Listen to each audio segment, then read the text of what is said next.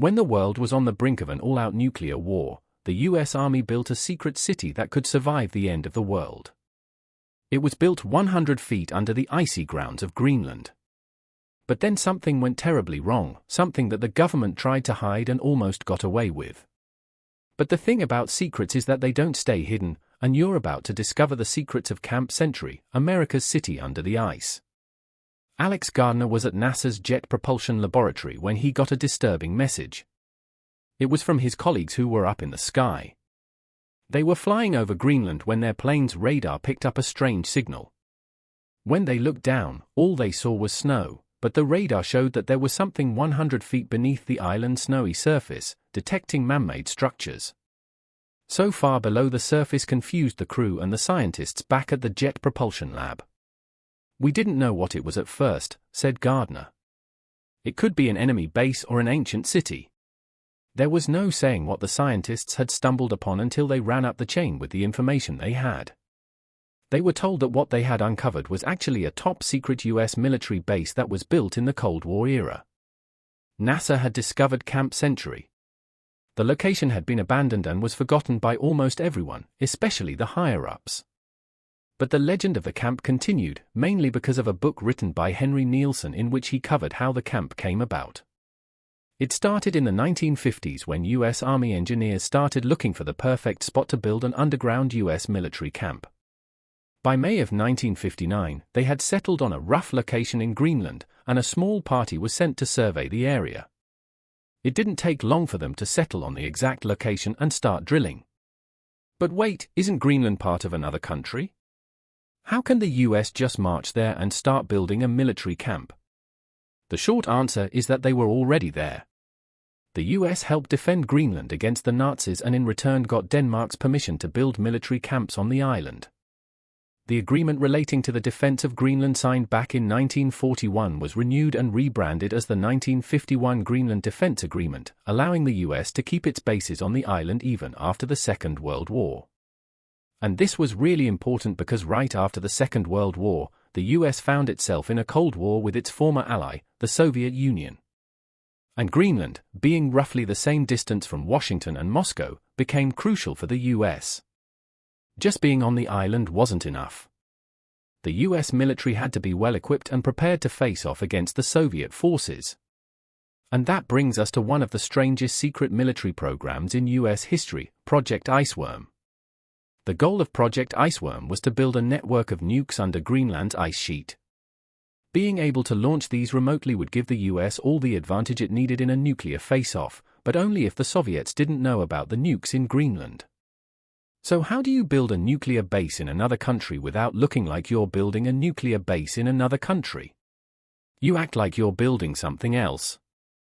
And that's how we get Camp Century, a highly publicized cover project meant to distract from what was happening in Greenland. Here's a video from the US Army introducing Camp Century to the American public. This is the story of Camp Century, the city under ice. It was in May 1959, after more than a year of preparation, that a small party of Army engineers conducted the final search to select a site for Camp Century. This was the day we really got underway.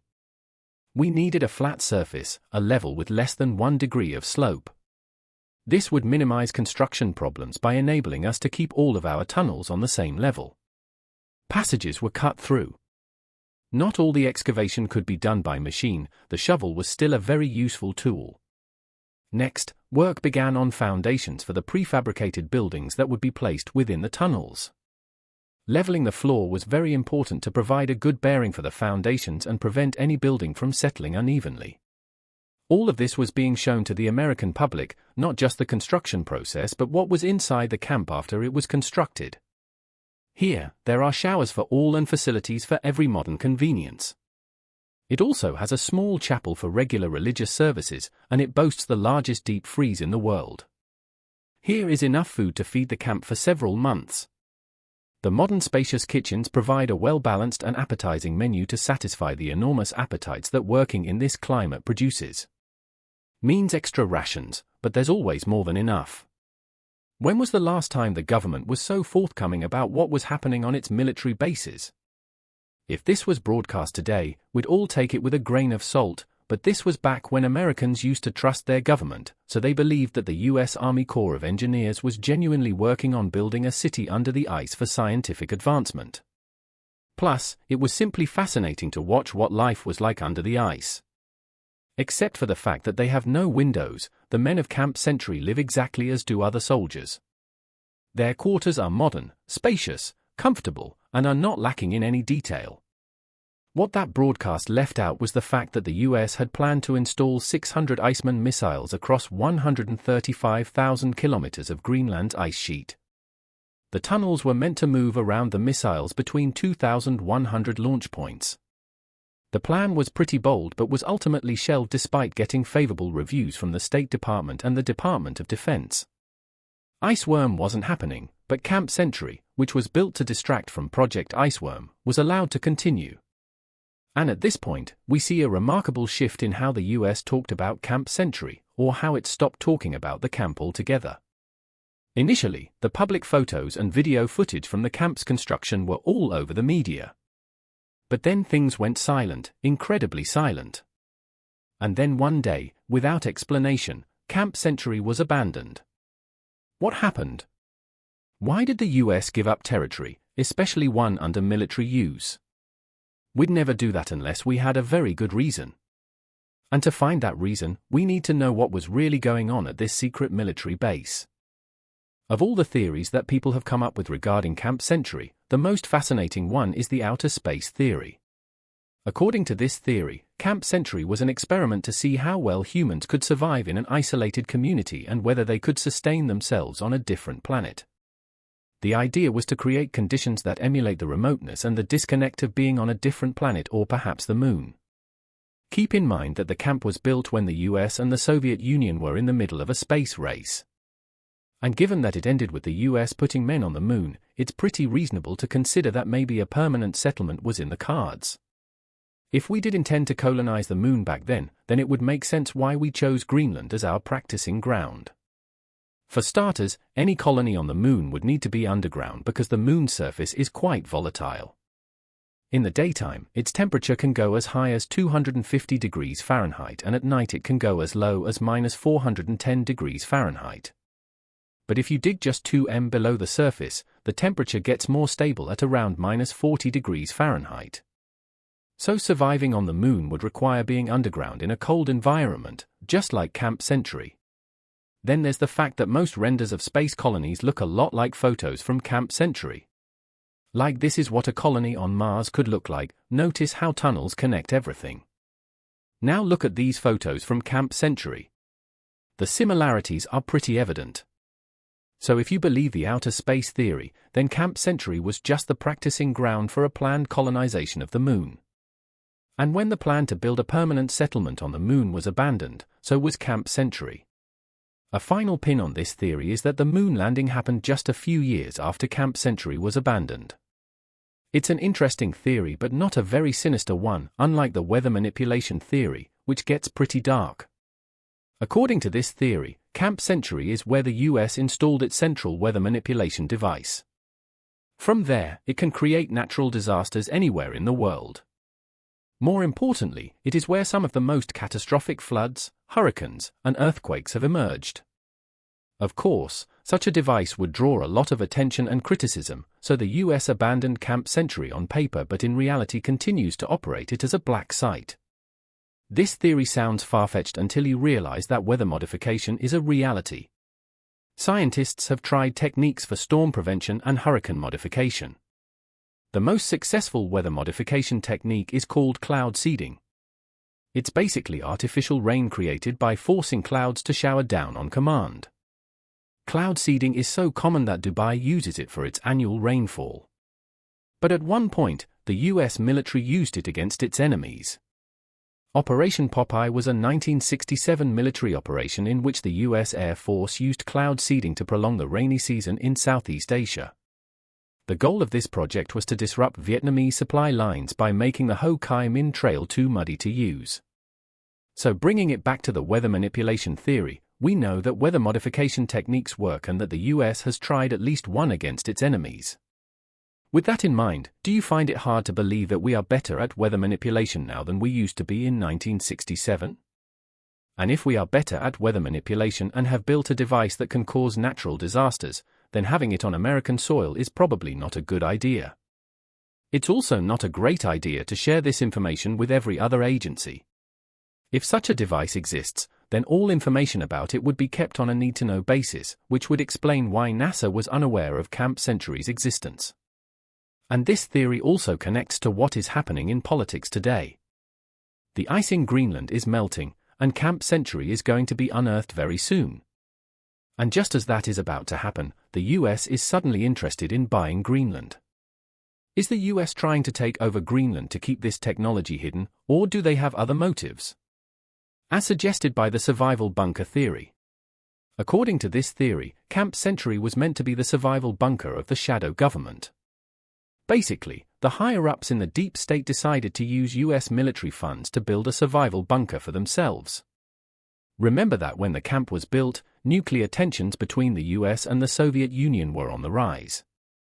So a bunch of powerful people building a nuclear shelter for themselves sounds pretty realistic, especially when you consider how many wealthy people have their own survival bunkers today. According to several reports, Mark Zuckerberg, Bill Gates, and Jeff Bezos have multi-million-dollar bunkers meant to insulate them from global catastrophes. And that's today, when the threat of nuclear war is much lower than back during the Cold War. So of course there was interest in survival bunkers. The question is, did powerful people in our government use Operation Iceworm as an excuse to build an underground camp for themselves? It seems like that, especially when you consider how Camp Century was built like a survival bunker and not like a typical military base. The Soviets had 2 Arctic bases, and both had runways and a very obvious military application. On the other hand, Camp Century was built like a city with no offensive capabilities. The Nazis built an Arctic base during the Second World War. It was called Schatzgräber or Treasure Hunter, and its main goal was to collect meteorological data.